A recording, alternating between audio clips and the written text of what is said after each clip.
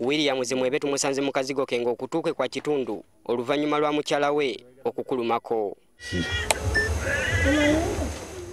Ekiwundu ekiri ku kutu si kye kyokka wabula n'alina n'embala endala ku mutwe era ezaamutuusiddwako mukyala we oluvannyuma lw'okumusakata emiggo.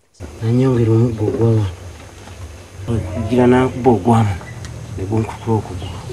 Mwebe atubuulidde nti yasasuddwa ennusu kanaana okuva ku mulimu gy'abadde akola era n'azanjula ewa mukyala we.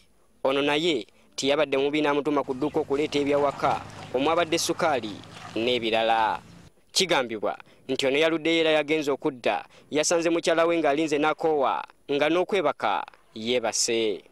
Nambuuza lwaki oluddeyo namugamba munaaye tubaye tukyanoonya ngatto emu ebuzi olw'obusungu obungi nagenza okulaba nga asikayo omuggo nga nkubwagwamu n'omutwe.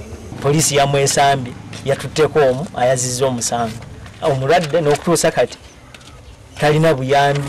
Gwe baakumenye abeewaayo bali wala nnyo atugamba Masaka tetubamanyi. Agamba nti afa obulumi. Kyokka bwe tutuuse ku poliisi gye tusanze Okyo Margaret Nalongo mukyala wa Mwebe atutegeezezza nti bba yamusanze yeebase era n'atandika okumutawaanya nga kino kye kyabaleetedde obutakkaanya. Namukubeko ogwasoose ku mugongo gwavuddewo gw'okubisategedde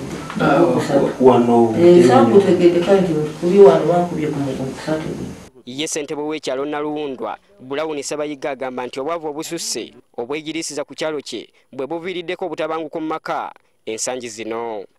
Embeera mbi.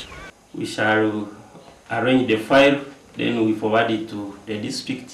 Abaagalana bano bombi balabaganira ku mulimu gye bakola mu kampuni ya Kaweru Plantations Limited.